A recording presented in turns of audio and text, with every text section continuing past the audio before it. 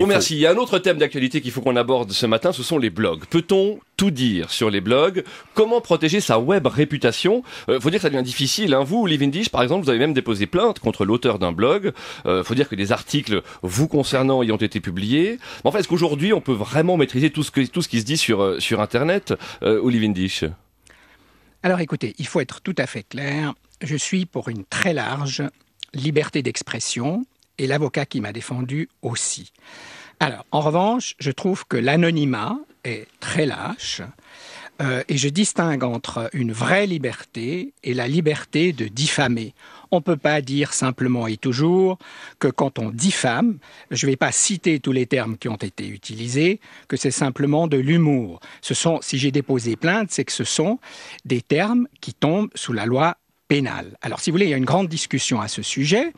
Moi, je trouve que c'est très important. Ces blogs, je l'ai dit tout à l'heure, jouent un rôle formidable. Ça dynamise le pluralisme. Mais il faut, à mon avis, quand même, éviter qu'on essaye de détruire une personne. Dans ce blog, on s'en prenait non pas à des idées, on n'argumentait pas, on s'en prenait à ma personne avec des qualificatifs absolument inouïs. Oui, mais à part l'audience, monsieur Windisch, qu'est-ce qui différencie quelqu'un qui écrit du mal de vous ou de n'importe qui d'autre sur Internet, plutôt qu'il le dise au café du commerce, à part l'audience, où est la différence de fond? Mais attention, les blogs sont largement accessibles. Ensuite, un des papiers qui parlait de moi a été mis sur un site international. Imaginez un instant un papier diffamant qui s'en prend à la personne, et n'oubliez jamais que c'est dans les régimes totalitaires qu'on cassait les personnes en s'en prenant à leur personne de manière ignoble.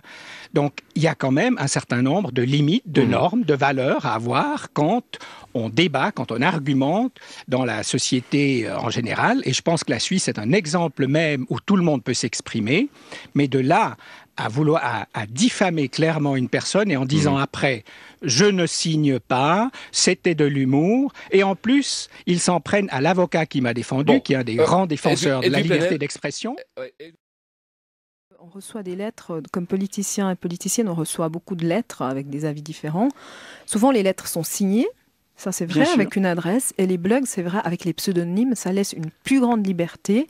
Et puis, les injures vont bon train. Alors, je ne connais pas les insultes que M. Windisch a ramassées. Remarquez, quand je lis ce qu'il a écrit sur le blog du Nouvelliste à propos du socialisme des nazis de M. Steinbrück, je ne m'étonne pas qu'il reçoive quelques salves parfois. Lisez bien l'article. C'est formidable comment on transforme les propos des gens. C'est vrai qu'il y a quand même des problèmes sur les blogs à ce niveau-là. Mais il faut reconstruire un espace démocratique. Mais oui, monsieur, j'ai lu, arrêtez de prendre les autres pour des imbéciles quand ils ne sont pas d'accord avec vous. Là, c'était à qui vous parliez?